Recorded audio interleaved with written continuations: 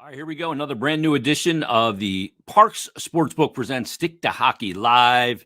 Coming up in just a couple minutes, the one and only Al Morganti is going to join us. You see him on Flyers pre and post game live on NBC Sports Philly. You hear him on the radio on the Angelo Catati, the morning team. So we'll talk to Alphonse coming up in just a couple of minutes. I had a chance to work with Al. He was so much fun to work with. Always playing practical jokes. As a matter of fact, in 2010, when the Flyers were on that playoff run to the finals against Chicago, in the round in the conference final, where they took on the Montreal Canadiens, I was at the station. I was at WIP at the time, and I had all my stuff there. I was getting ready to fly to Montreal for games 3 and 4. And I had all my stuff on my desk in my office, including my passport. And I come to find out later that Al grabbed my passport and decided to doctor my passport. When did I find out? When I was standing in line in Montreal at the airport in customs, as I hand the passport to the customs agent, and the woman looks up at me and was like, had this look on her face, and I'm like, what? And she hands my passport back to me. I open it up, and on my picture is not my picture anymore. It's there. It's underneath a picture of Osama bin Laden. I'm like, oh my God, what am I doing here? So that's what I had to deal with Al. So he'll join us in just a couple minutes. Parx Sportsbook presents Stick to Hockey Live, and you got to download the Parx Sportsbook app. Go on the iPhone or Android App Store, download the app, check it out. No promo required. Just deposit. Your first bet is risk-free up to $500. It's real easy. This is not a complicated app to use. If you're a first-time sports bettor, it's simple to use. You'll be able to figure it out very easily. If you're a seasoned sports bettor, but you're looking for a better place to put your action, trust me, these guys are local. You can trust them. They're a company. They get the job done. They, easy deposit methods, fast payouts. It's all there. Easy to navigate the app and all the different features and ways you can get your money in, and play-by-play betting, same game parlays, player performances, money lines, props. It's all there. Futures, so much to bet on. In hockey, I love first to score and goal scores, exact scores, another one that I like to play. Plus, all different, alternate lines and stuff like that. So check it out. Again, your first bet's going to be risk-free up to $500. Just deposit. If you lose, you'll be refunded up your bet up to $500 on your first bet. Make sure you follow them on the social media channels as well. At Parx Sportsbook on Twitter, on Instagram, Facebook, and YouTube. There you will not only get great content and great shows that Parx Sportsbook was putting out with Rich Gannon and Mike Quick and Natalie and Sam and everybody. The OGs podcast with myself and Harry. Great stuff. Matt Alba doing interviews and stuff. All great stuff on there. So make sure you check that out. And you'll also get daily specials there as well. So, again, follow them on Twitter at Parx Sportsbook, on Instagram, Facebook, and YouTube as well. And you'll really enjoy the experience. It's great. And Tone is going to join us coming up after Al today. Tone's Takes will be back once again. But let's get right to him right now. He's in the waiting room, and he joins us right now on Parx Sportsbook presents Stick to Hockey Live from NBC Sports Philadelphia on Flyers pre- and post-game live. And from WIP, it is the one and only Al Morganti, one of my old coworkers. You know him from NBC Sports Philadelphia and Flyers pre- and post-game live. You know him from the radio as well, part of the Angelo Catati in the morning team. It is Al Morganti. Albert, how you doing? I'm doing just fine. I am healthy and I'm ready to go. I'm not on anybody's list of unavailable, so here we go. So you're not in protocol. I've never been. I've been in any protocol for anything. No, you're usually breaking all kinds of social protocol. But yeah. Al, there's so much to talk about because from this season that is now kind of off the rails again, from a 10-game winless skid to a 7-game point streak to a 5-game losing skid, it's been so up and down. What's kind of your assessment of what you've seen so far through the first 35, 36 games of the season? Well, like you said, it's so hard without full lineups. It's disappointing. There's no. I mean, despite the fact they put together a bit of a win streak or a point streak, their winless streak was really crushing. The end of their West Coast trip was not good, and I think I'm most disappointed in the fact that the goaltending has held up, and the other end of the bargain has not held up. That's what's been most disappointing to me. I mean, if you came into this and said, you know what, if their goaltending holds up, they should be fine. So I'm not seeing development of players that I thought were going to come in. I'm also a bit confused because some of the plug and play players that were acquired, Ristolainen, I personally have no problems with. I know there's some up and down to his game, but it's what I expected. But the plug and play players were supposed to help you a whole lot. And despite the fact that Atkinson's played okay, it hasn't worked out. And of course, I'm beyond confused by the whole Ellis injury situation. Yeah, we're trying to figure that out. Should he have just had a surgery? Is it a injury that requires surgery? Let's go back to the summer real quick because there was a lot of turnover. Al, you just alluded to it. Jake Voracek goes in that 1-1 for Atkinson. They bring in, a guy like Ryan Ellis in that trade for Nolan Patrick and Phil Myers, and he's only played 4 games. We see a lot of new faces, Derek Brassard, and a lot of guys that, as Chuck Fletcher referred to it, wore a letter on their jersey, and they brought a lot of character in. Why has it not paid dividends? Is it because of unavailability of the players, or is there still a chemistry issue here? Well, obviously unavailability when you're talking about Ellis, and that's a big factor. Big one. Yeah. But to me, the bigger problem, if it's a problem, I mean, Ivan Provorov is a good player, but he hasn't turned into what you expected.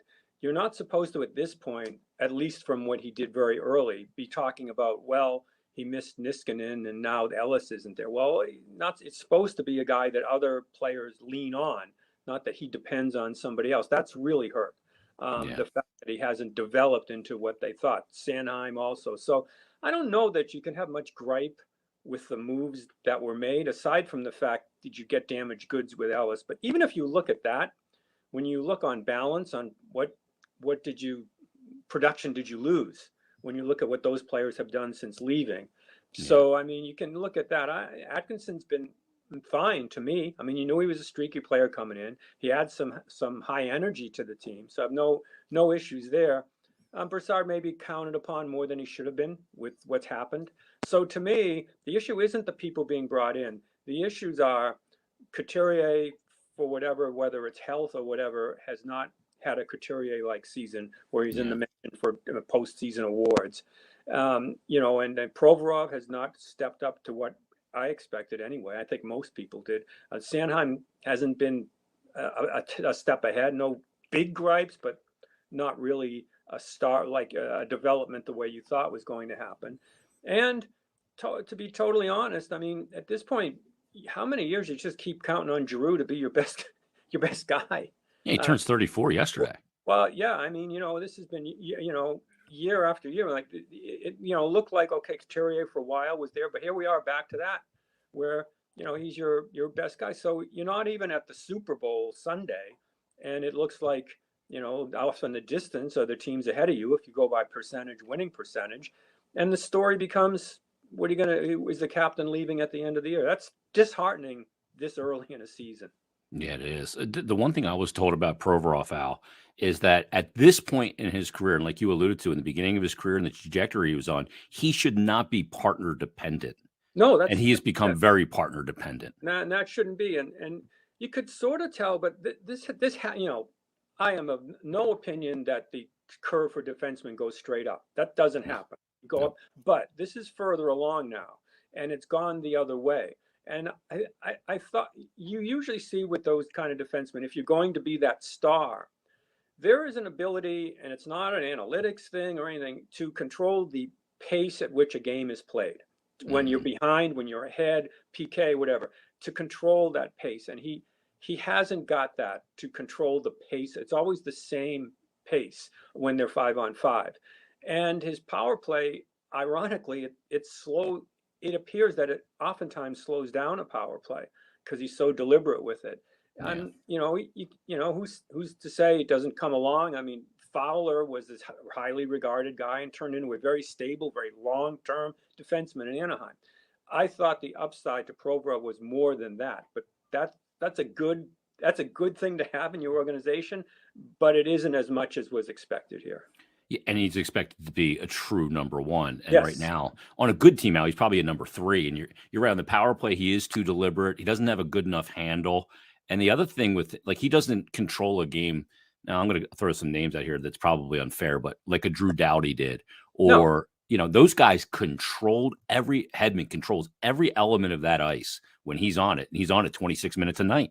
Yeah, and that's what I'm talking about, pace. There's a Yeah. pace to a game that you decide we're ahead by 2, we're down by 2, it's 1, it's tied, it's whatever. This has to get out there, and that doesn't happen. It's the same. You can't question effort, but I mean, there's no inner clock to it, I guess, on this is what we have to do. Then and he's supposed to be a guy when things get iffy, when things start going left, that he brings it back to center, which is very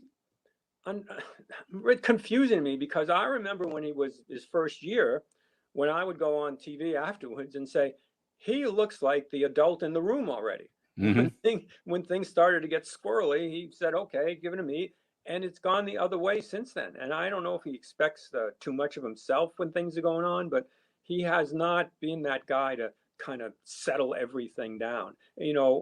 There's no way that in his career you should have been saying last year, oh my goodness, Matt Niskanen. Well, Matt Niskanen's a very nice player, but Yeah. Hall of Fame, Bobby Orr. they call him Hall of Fame's not calling. Yeah. And now Braun's kind of been that guy to come in, and God, now Ellis looks like, oh my God, he never even really was here. It's like, well, if he was here, it'd be a whole lot better. Well, that's not the way it's supposed to be. The way it's supposed to be is some kid's supposed to be with Provorov, and they'd say, well, he'll come along because Provy will bring him along. Yeah, that's interesting because I say that a lot. Niskanen's a nice player, but he's not a Hall of Famer. And the one thing about Provorov too is he's a guy that at this point should be controlling games, should be control. You need a guy that can go on the ice and make nothing happen. Yeah, Have what I call a quiet shift where nothing happens for your team, but nothing happens for the opposition. At a key point in the game, he jumps over the boards and nothing happens. yeah, You it's need going that. to be. Yeah, it's going to be. He's going to come in. He's going to smother it. He's going to just Yep. smother the game, and that's kind of what you're missing. They're always in a scramble mode, and we saw this more earlier in the year when Alain Vigneault was still here. I guess cohesion would be the word. They didn't.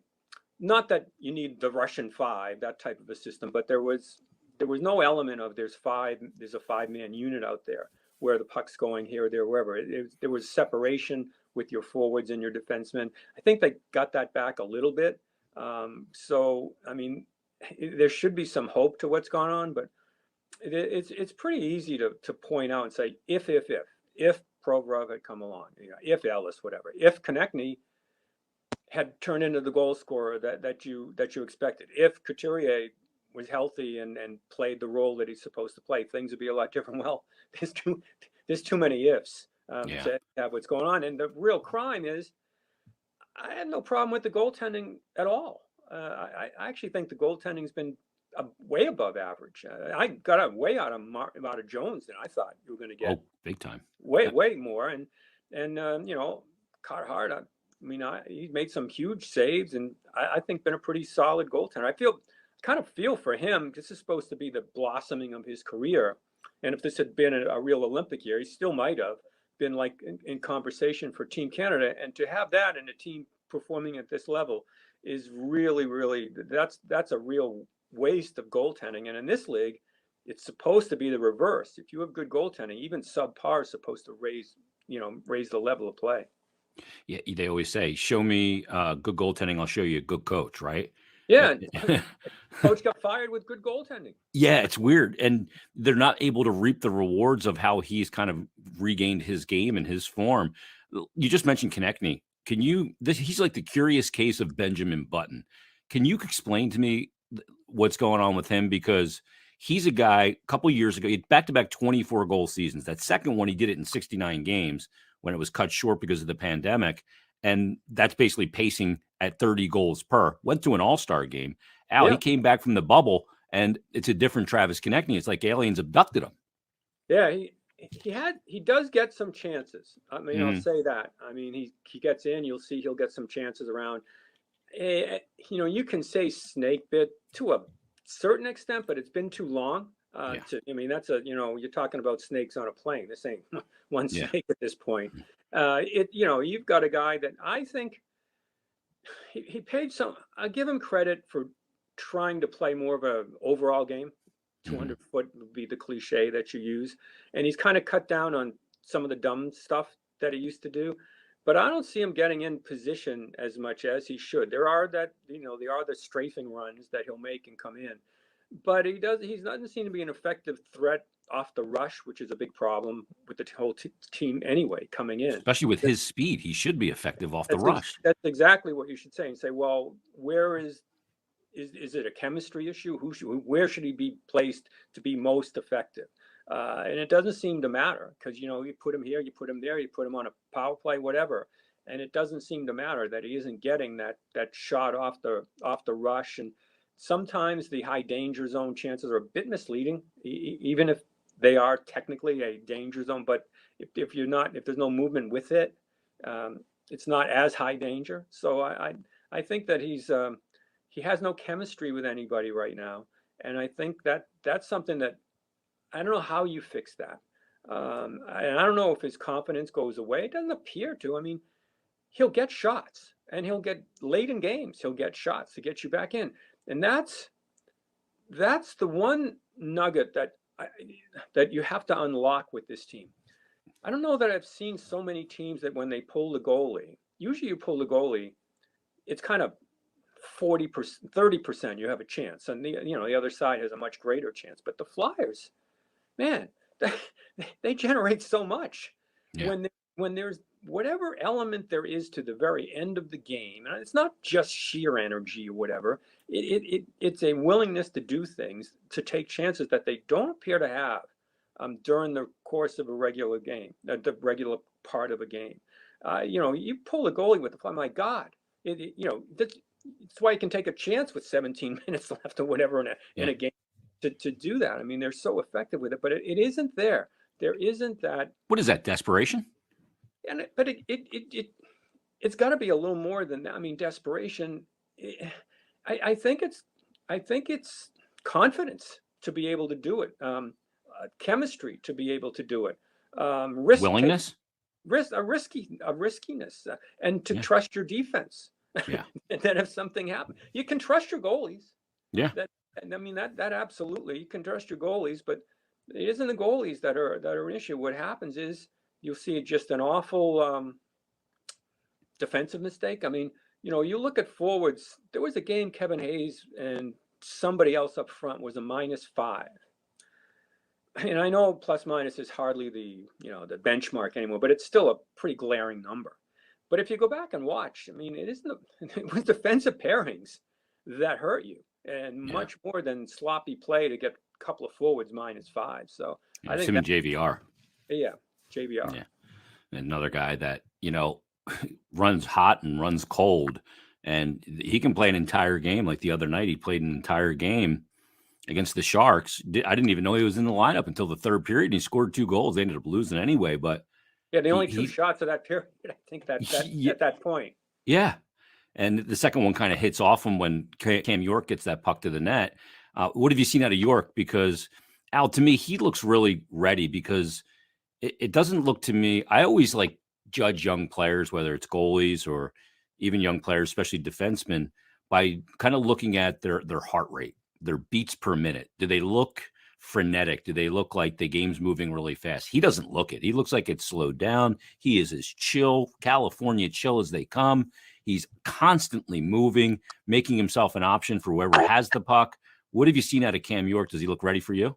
Yeah, right. Well, there's some defensive things there, but on this team, he looks. Yeah. You don't want to push a young defenseman because then you can go too fast. But yeah, he does. He actually, ironically, looks like he has more sense of pace than anybody on the team right now. I mean, you're dealing with be really honest. You've got Yandel, you've got York. Which Y are you going to go with? Yeah. The question is why go with Yandel much longer than after the streak that he gets, or the Iron Man thing. But no, I think if they were considering him for a temporary work visa, I think he's got himself a passport Yeah. from what I've seen here. And that's not even saying you have to use them that many minutes. That they, if everything works out, if Ellis is healthy, you should be able to manage minutes. The problem there would be, as you get into bigger games, this climb that a young defenseman makes, it'll plateau and there'll be a valley coming up. Yeah. But if for long term, I mean, I like what I see.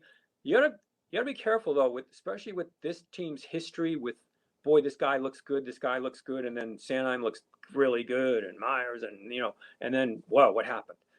So that is a risky thing. And for all the criticism of what Hextall did in the past, I do agree with a lot of seasoning coming up, that you need a lot of it. But if this season turns into, it's going to be a tough go to make the playoffs. I really do think he'd be far better served to be here with this team this year. Yeah, make the mistakes now at the NHL level so that when you're playing meaningful games in a following season, you're not making those mistakes. And the other thing with York too is, and Yandel, obviously, he's going to get the Iron Man streak as long as. I mean, it's amazing that this guy has stayed out of COVID protocol and to be able to set this right. Look, he may not hold it long because Phil Kessel's knocking on his door, and Yandel's going to come out after he gets the streak, and eventually Kessel will likely pass him, which is amazing because Kessel looks like the biggest off the ice, one of the biggest slobs. Yeah, you would never believe he's a pro athlete, but the guy's just a freaking stud. Yeah, you're never going to have PK12 as a regimen. Yeah. It's not going to happen. But I mean, that's the thing with Yandel. I mean, if you're going through all this and then the record's broken in 2 weeks, like, what was all that about? Yeah, this big celebration. But I mean, with him, I think it goes further than just the number. I mean, there is something to a locker room that he's a very popular player. Yeah. Wherever he's been. And I do think the damage you had to consider this coming in. You had to know coming in that this was part of the deal, which is why, frankly, I wondered when they got him. I mean, you lost Ghost, and I know Ghost is having a good year, bad team, good year. Sometimes I don't know how to judge that. I know here he made a lot of mistakes that Yandel's making, and Yandel's making a lot less money. But you wonder if, and I know this will go, and people go, what are you talking about? But, you would see what Carolina getting D'Angelo, who maybe, I'm just talking about on the ice. Whatever happens out, outside, I don't know. But I do know that if you really just look at on the ice value, defensemen, what they do, boy, he's added a whole lot more. And I guess because Rod Brindamore is the coach, you can maybe take that chance, a risky character. And I don't even know that I would take the chance with him. I mean, it would have been a real tough conversation. But if you just want to look at production on the ice, what you do, what you add, it's been a pretty darn good addition in Carolina. Yeah, they let Dougie Hamilton walk. He's replaced his numbers and some. Yeah, I know. But how about that? You're wondering, how long will this last? You're always on eggshell. Yep. It's just a nervous breakdown for a GM waiting, but right, looking good. Yeah, you're absolutely right. It is one of those things where you're going, when's the bottom going to fall out? Yes, just keep them off the social media and keep just play. Just play. That's it. You surprised that Alain Vigneault is not here anymore? It's funny when the when the season started, I said that, well, here's what I'm pretty sure of. By Christmas, one of the two coaches in Pennsylvania will be fired. And Sullivan ain't going anywhere. And I remember texting Rick Talkin and saying, don't do anything after you didn't get the Rangers thing or whatever. I said, don't do anything. There could be an opening in Pennsylvania. Yeah. And then this thing happened. I'm not surprised with the way things went that they had to make a change. Yeah. I am surprised that they didn't play better, originally, but the fact that they, he's a pretty good coach. And I thought with the practice time, see, that was the big mantra last year, with all but then they had practice time and you couldn't complain about it. And they just didn't have any cohesion. So I guess it was a case of, and the other thing was, the reason I said it was, I understand that people like a coach that can use criticism. But you got to understand, you can't. Even at at my age, I'm supposed to be the guy yelling, "Yeah, be tough, be tough." But it doesn't work that way. I deal with kids. It just you're ridiculous if you think you can coach like that anymore.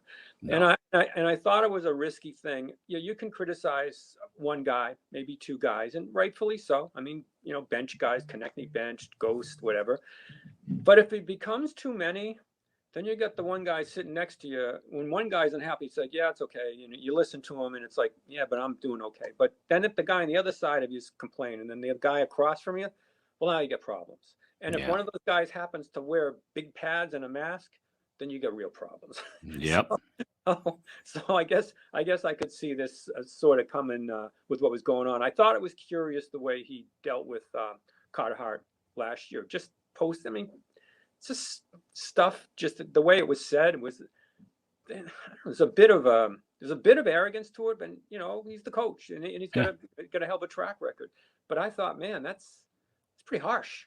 Yeah. And It was odd. it was, and I'm like, I don't know if it flies. I mean, and the value he had was he had a ton of money already guaranteed, right? Yep. Why would you change a whole lot? A ton Yeah. of money guaranteed, and I think that certain players on that team just had stopped listening, and Yeah. and that went away, and now we'll see what happens. I actually thought Tortorella would be. That's funny. I'm saying don't criticize and bring in Tortorella, but I think Torts is a bit different than that. We kind of His players love him. yeah, when he's there, he's right in your face. There's some humor to it, if you will. And then when it goes off, it just goes off. I mean, there's no slow build up to it when it just happens. But we'll see what happens with Mike Yo. But I will say he did address the biggest issue to me was the lack of what looked like five guys on the ice, knowing where the other guy was going to be for a while. Yeah, and having a strategic plan that they're all on the same page with. The funny thing about Torts is, when you look at coaches and you go, the average shelf life of an NHL coach is about 3 years. But Torts spent 7 years in Tampa. He spent, I think, 5 years in New York, tough market, and then he spent 6 years in Columbus. So it's not like he goes in and burns so hot that he burns himself out quick. I think if you got the right team, and I don't think a young team going through a rebuild is the right team for him. But I think if you have a team that's on a quick retool and you're trying to win now, I think he's the right guy. Yeah. Because, he will get guys to play. And what he does, Al, with all that bullshit that he does with the media and everything, is he makes himself the enemy, and it takes it off his players. And they love that element. Yeah. Look what he did with the Zegras goal, the Michigan. He goes out, and then he kind of back, but it's all about him. And and I don't think Zegras thinks any. I don't even know if Zegras knows who anybody is outside of Sonny Milano. I don't even know, but I mean, I think he could come in. The question I would have is, honestly, ask yourself if you were a guy that had coached in the NHL and maybe would have options here and there. What's happened to the Flyers this year? Would it be an attractive spot right now for you? Yeah, and look at what's coming, what they have, young. It's a young man's league. I don't know, Al. Would it be, at the beginning of the year, you would say, you know what? It's funny because when Hextall left, it was like, boy, that's a great spot to go. Look at the young guys they've got coming up. Look at these prospects they've got coming up. Look at the goaltender they've got. When you've got this kid in goal, this should be like, I'm going to go there because goaltender, he wins somebody a Selke, he wins a coach of the year, and he wins a GM of the year, all by being the goaltender. Yeah. That should happen. But you've got so many question marks out in front of him. I don't know anymore. And plus now with, there's a Giroux thing hanging over your head with what's going to happen to him at the end of the year. And is Couturier really going to be healthy here? And what about Ellis? What's happened so quickly went from, I thought if it was a stock, this team, you would have bought it in October. Yeah. And all of a sudden it's like, wow, man, a lot of people are shorting. Yeah, a lot of people are shorting this thing right now. And that may be an overreaction. Despite the fact that most games are played, you cannot deny that this COVID situation has just disrupted so many things on what's done, who plays, when they come back, what they're worried about, all of that. And so that's why I wouldn't say, oh well, all hope is lost. That's why I would say, you know what, this is a really, really still unusual situation, and you have the basis here with the goaltender and some young players. But I don't, is there a key to unlock Konechny to be what he's supposed to be? Sanheim, Provorov, that's the thing, and that's where I think they're looking at. Is Yo going to be the guy? Who's going to be the guy? Whether it's an assistant that comes in, whether it's a veteran player that comes in and does Well, this. Luke Richardson is an assistant in Ottawa type thing. Yeah, whether it's I know most fans, a lot of fans are like, well, once if Giroux gets moved, everything will change. Well, what really? It'll be worse. Well, I don't know. I mean, and I understand. It's been a strange goal for him, in terms of you make your bones in the playoffs.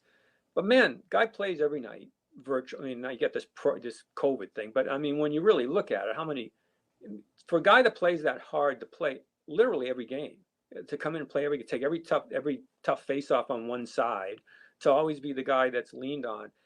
I think fans make too much out of the C. I do too. And I don't inside a locker room anymore. Is that C that crucial? I mean, in the past it has been, and it can be. I think that ended in the 90s. Yeah, I mean, may have. I mean, it can be, but I don't know. But when your whole focus is on it, I think it does. When your fan base is looking at it that way, I think that it can feel like cement. Yeah. when it's like what's happening. Because for as many criticisms as you can throw his way, I don't think there's any lack of it's my team and I'm disappointed. We disappointed people. I definitely see that, and I don't see any give up in it. And like I said, at the end of games, when you got to have it, who's over the boards, and more often than not, winning a faceoff to get something set up. So, but I mean, if that's what this is where I think you might be headed in terms of, well, the fans will look at it as like, there's the chemistry change that we needed.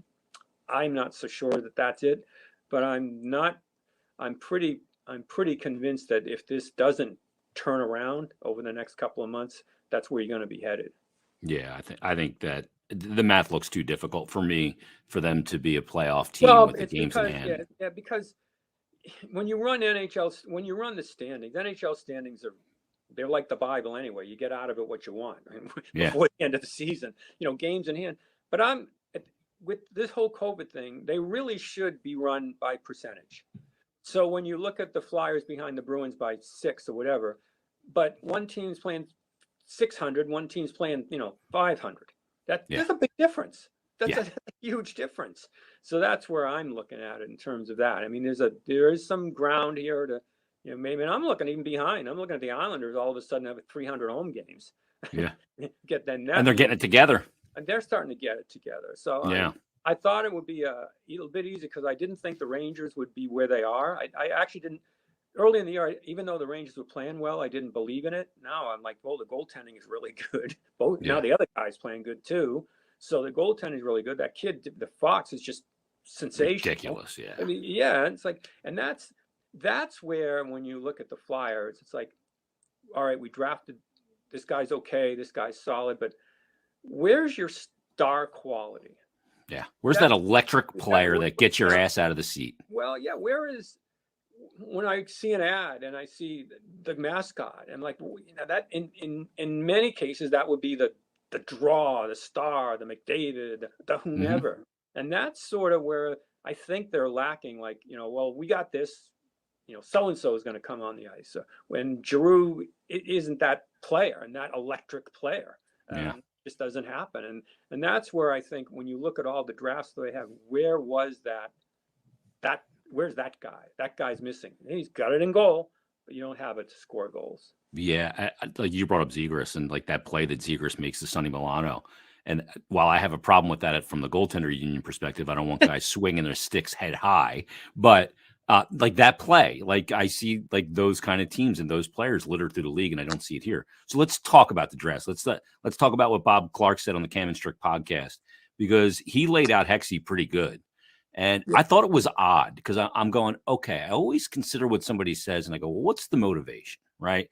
You got to consider that part of it. And the only thing I can come up with is frustration about where the team is right now. And look, general managers miss on first round picks. They miss on second and third round picks. And there's some high profile names back to that 2017 draft where Nolan Patrick was taken second after Nico Hischier. Right after that, Dallas grabs Miro Heiskanen. Turns out to be a really good player, just got extended for huge dollars in Dallas. Then you look at number 4. Well, 4 was Cale Makar, and then Pettersson comes at 5. Yeah. So you look at that draft and you go, wow, 3 players taken after Nolan Patrick. But, you go into that draft out, and Nolan Patrick has an NHL body. He's got every NHL skill. And, he had some injury history, and he had the core injury heading into that draft class. But he was a consensus top 2 pick. I mean, he was consensus number 1 until that he got hurt that year in Brandon, and they ended up taking him. In hindsight, it was the wrong move.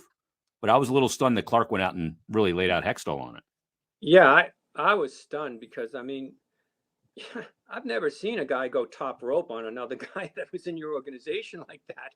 Just land on him. And I think when I try to think of motivation, it's like in defense of what's happening now, the general manager, in defense of the front office now. Why are we where we are? Well, these pieces didn't work out. When you look, and I have no doubt that some of the scouts wanted Makar. This probably happens everywhere. Yep. But I think this is being looked at in reverse. If he had not taken Nolan Patrick, it would have been considered going cowboy there. That would, like, this was chalk. They went chalk, and a whole lot of chalk, as I remember. Yeah, Devils grab Hischier. It was a lock. You're taking it's over. Patrick. It's over. It's done. I mean, and I won't say that I'm discounting the fact that there were scouts that wanted him. I absolutely believe that. But if you're the general manager, yeah, that's your name on it. So as much as scouts have input, and they should, and you should listen to them, it's going to be considered Hextall's draft. Yep. Hextall's the one that took O'Brien. Hextall's the one that went cowboy later in rounds and didn't get people. Hextall the one that had that 2017 draft that's turned into such the disaster. So and it's also, I think Clark's point earlier was that he didn't listen about anything, and it carried over into the draft, and look what it cost us. Yeah. I don't know how many times Bob Clark would tell me, I really like Ron, but he needs a sounding board, and he doesn't use anything as a sounding board. He just thinks he can do it on his own.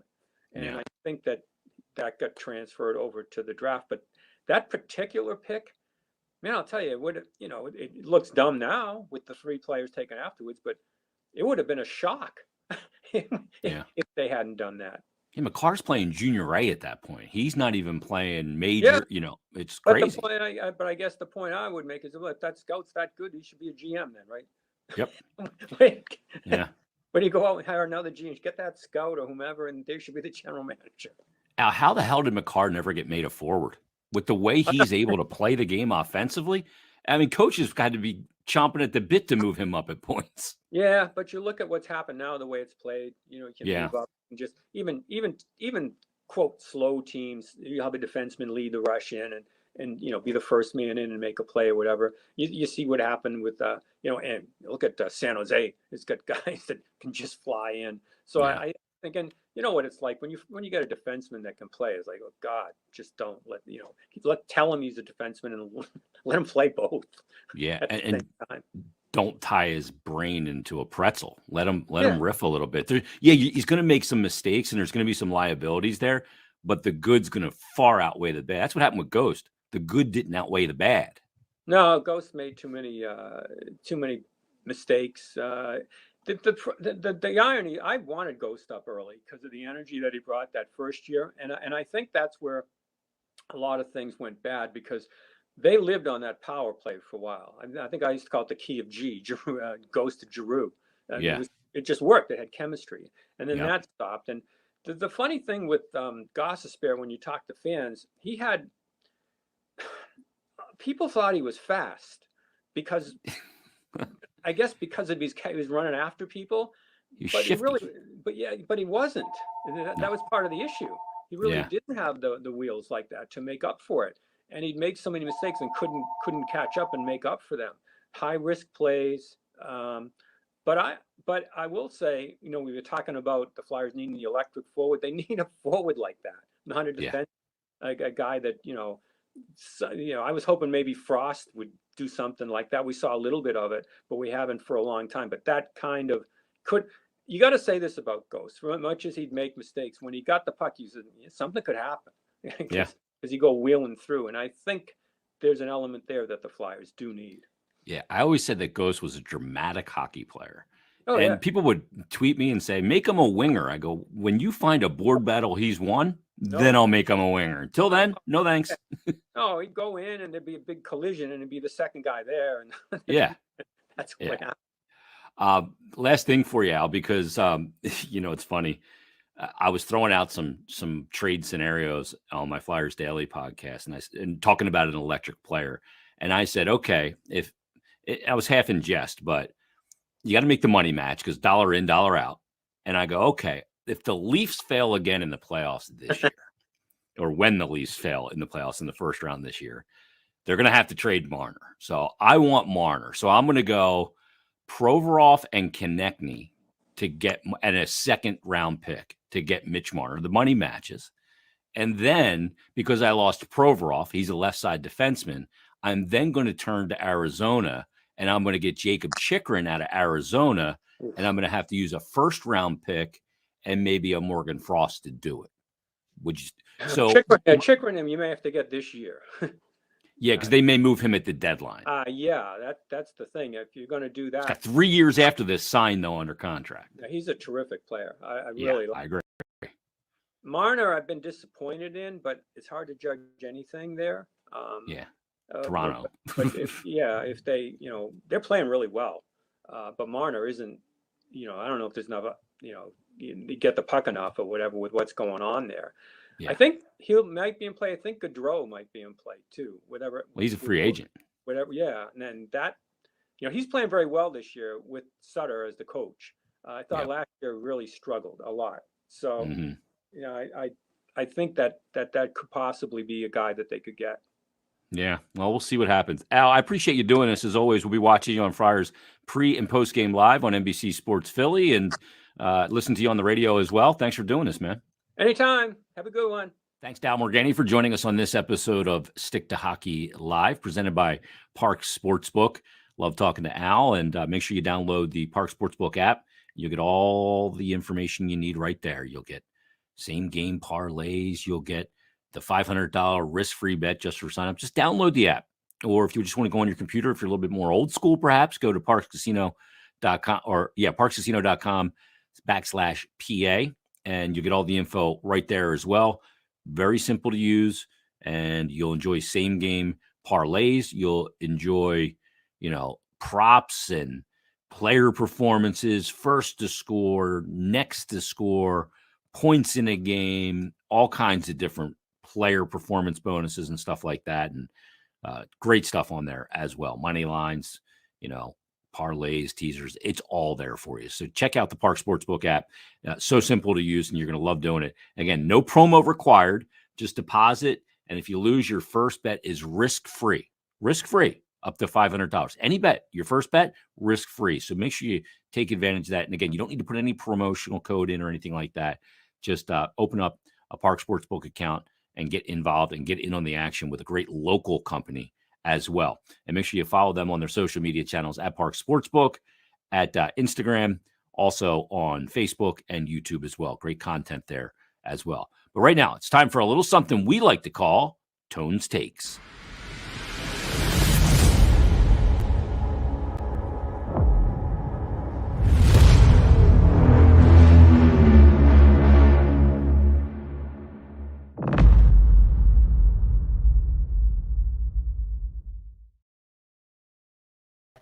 That's right. It's time to make some money for everybody. There he is. Tone, what's going on? Hey, what's up, Jason? How you doing? Dude, is that a new addition in the background there? I see the NHL shield up there. You get that? Yeah, got the a couple silver different. award? Yeah, got a couple different things in a little bar area here. It's my Flyers, a little Nice. setup there. So. Good on you, man. That's called set dressing. Yeah, that's right. That must be Dave Mazzoni setting up the dressing there. Funny story about Al and me and Dave with Al. The early 2000s when the Flyers were playing one of the playoff series against Buffalo. I think it was one where they lost 8-0 in Game 6 against Buffalo.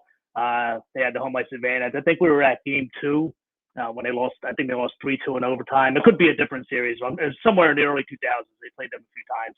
We saw Morgani in the parking lot. So I was not a smart bettor at the time. So I said to him, "Hey Al, what do you like in this game?"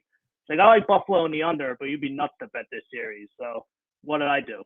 I took the Flyers in the over. So just a little funny story Did you about slam Al. it? Maybe he gets something. Maybe nah, it was 3-2 Buffalo won in overtime. So Damn, Al actually knew what he was talking about. That's a rarity indeed. Yeah. So we did get some Al takes on the show or something, Yeah, Morgani's picks. Here's the stats on your season so far. And tonight's plays we'll get to. Year to date, props 107-98 plus 20.66 units. Sides 39, 43, and 5, but plus 3.36 units. So a total of 51 and 45 and 13 plus 5.21. So overall 197, 186, and 18 plus 29 plus units. How about those numbers? Man, I love it. You're on fire. It's been a good ride. A little bit of a down week last week, but it's got to keep plugging along. Well, Gotta let's keep start. grinding. Let's start with the Orange and Black because they're finally back tonight. They had the game postponed Tuesday, Tone, against Carolina. That was a bit of a blessing for them, at least from, they get some bodies back. Giroux's back, Konechny's back, Sanheim's back, Provorov's back, Braun. They got all these guys come back. They lose Ristolainen, but the Flyers right now, the over tonight, looking at even money at over 6 in this game tonight. And we've seen this, Tone, when teams haven't played a lot, that these games are really punching to the over on the ticket. Yeah, especially with the way Boston is going right now. Mhm. They're averaging 4.71 goals per game since the break. These teams met twice in Philly. 9 and 7 goals were the totals. Tuukka Rask is back tonight for Boston. He wasn't able to get any game action in the AHL. I think they were scheduled to play the Phantoms a couple games, but it got postponed to COVID. So he's just had practice time. So could be a little bit rusty. Hart's going for tonight. He just got lit up by Boston last year. 23 goals in 5 games. He has a 3.74 goals against and a .879 save percentage in his career against Boston. So I like the over tonight, especially the way the Bruins have been scoring goals lately. Yeah, that Rask factor is a big one. He's got good numbers against the Flyers, but that's a big factor because he hasn't played in so long. And you're right, he was supposed to get those 2 games this weekend with Providence, the Providence Bruins. Didn't happen. They said, all right, we're just going to recall him. He's coming to the NHL. And we'll see if that's something that could perhaps even upset the apple cart. I mean, they were getting good goaltending from Swayman and Olmark, but we'll see how that plays out. I mean, you're getting a guy in Rask in there, and if he is what he was, then they're going to be just fine. The Islanders are a team playing much better hockey right now. They had that 13-game road trip to begin the season, and they were kind of all over the country as well during that trip. Even when they opened up the new building, they still weren't playing well, but now we're starting to see some signs that the Islanders may be a team that is going to be reckoned with. They got a lot of work to do, got games to make up, but minus 129 tonight against the Devils. You like the Isles tonight? Yeah, Isles in regulation. If there's any team that needed a break, it's this team with all the games that they played and opening up the new arena, and they really couldn't get going. They were in a similar spot earlier in the season against Buffalo. It was actually on New Year's Day they played them, and they hadn't played since I think the 19th maybe, and they beat them 4-1. So I think with the practice time now that they've been able to get in, I know Trotz is in the protocol, but I mean the coaching staff knows what they're doing with that team. I think you're going to see a solid defensive effort tonight. Devils are missing a ton of key players. Hamilton's out, Sever's out, Brad's out. Blackwood Miles is out, Wood. who hasn't been Yeah. yeah, Miles Wood. Blackwood is out, who hasn't been good this year. John Gillies is getting the start in net. He's given up 6 goals in 2 starts this year. So I think the Islanders can handle business in regulation tonight. Yeah, and of course, you look at the Devils. No Mackenzie Blackwood, who, like you said, has not been good this year. And they make that signing in the offseason, and they grab Jonathan Bernier, but he is not available as well. So interesting situation. Let's look at a player prop tonight. Matt Duchene at over 2.5 shots on goal. For Duchene, this looks like a slam dunk to me. Yeah, Buffalo gives up a ton of shots per game, Yep. 36.9. Duchene averages 2.75. He's hit this in 4 of his last 5 home games. He's tied for second on the team with 91 shots. Has a shot rate of 62%. He has 146 attempts. And the Sabres, a thing I like to look at too when going on shot on goal props is, does the team block shots? Sabres don't. They're the second least block shots in the NHL. Wow. So the way Duchene is going, I think when he scored 2 goals the other night, I think he had like 6 or so shots on goal against Colorado. He's had a resurgence this year, so I like this player prop tonight. Yeah, and the thing is with Duchene, that game against Colorado, it's one of his former teams, and then he pots 2. So then he comes into this game against Buffalo. He's feeling it. If he's feeling it, he's going to do everything he can to get pucks to the net. That's why this is a great play by you. 2 things that I loved about this play that you mentioned. A, Buffalo's got the second fewest blocked shots in the league, and you got a player coming off playing his former team, potting 2 and feeling it. And this is when a player like Duchene gets streaky, right? And when he's got confidence, he is going to fly pucks to the net against Buffalo tonight. I love it. I'm surprised it's only minus 105, to be honest with you. Me too. That's why I kind of jumped on it. I was expecting it to be a little bit higher, but sometimes you can find value in some of these props. I don't know if the books don't really pay attention to them, especially now with football still going on. And you can definitely, if you do your homework, you can definitely get some good looks. I totally agree with you. You find that flawed line, and that's where you slam them. So 3 plays tonight for Tone. We got the Flyers and Bruins playing the over 6 at even money. The Islanders at minus 129. This is a regulation win over the Devils. So you got to play this in regulation to get the minus 129. And then Matt Duchene over 2.5 shots on goal at minus $1.05 on the Parx Sportsbook app. And you can get all the action in there. Tone, as always, great stuff, man. Good luck this week. People should check out your Twitter handle at Tone's Takes. You can get all your plays right there. And make sure you give Tone a follow as well. And good luck this week, brother. Thanks, Jason. Appreciate it. All right, there's Tone checking in for Tone's Takes, another edition. So make sure you grab the Sportsbook, the Parx Sportsbook app, and download it on your phone, iPhone, on your Android, easy to use. And if you do not have an account, even if you're using another service, it's time to move over to the Parx Sportsbook app, because new customers right now, and take any one of those 3 plays that Tone gave you, and I'll give them to you again in a second, but take any one of those 3 plays, make it your first play, and it's risk-free up to $500. You do not need any kind of promotional code, no promo required, just deposit, and if you lose, your bet is risk-free up to $500. You're not going to find a better deal this side of the Mississippi, people. So grab the Parx Sportsbook app and get in on the action and check it out, because you will not regret it. It's easy to use. It's a company. It's local. You can trust them. Easy to navigate, easy to deposit, easy to cash out, all of those things, and you will not regret it. So check it out. Download the Parx Sportsbook app and do so today. And give them a follow on their social media channels at Parx Sportsbook on Twitter, on Instagram. They're there as well. Facebook, YouTube. You're going to get great content at all those sites, so you're not going to regret it just from a content perspective. And then you're going to get daily specials and info, D-Line Sixers stuff, and Natalie and Sam's content that they put out, Rich Gannon, and just awesome stuff. Mike Quick. I always check out the Mike Quick segment as well. For everything Birds related. And of course, they got a huge game coming up this weekend in the playoffs against Tampa. So make sure you check it out and follow all the social channels again at Parx Sportsbook on Twitter, Instagram, Facebook, and YouTube as well. And we'll be back Monday. Flyers are back in action coming up, tonight, obviously, in Boston. And then they'll be back in action on Saturday against the New York Rangers. So we'll have another edition of Parx Sportsbook Presents Stick to Hockey Live on Monday. And Tuesday next week, we'll have another episode number 7 as Parx Sportsbook Presents the Odds podcast with myself and Harry Mays. If you missed any of those episodes, go back and check. We had a fun episode on Tuesday this week, and go back and check all those out. And then we'll be back Thursday with another Parx Sportsbook presents Stick to Hockey Live. So there's a lot going on and a lot coming up.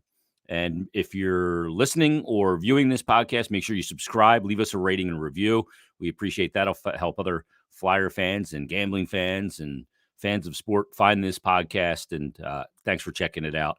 And subscribe, leave us a rating and review. And let me give you Tone's takes one more time so you can get these in on the Parx Sportsbook app. Flyers in Boston over 6 at even money.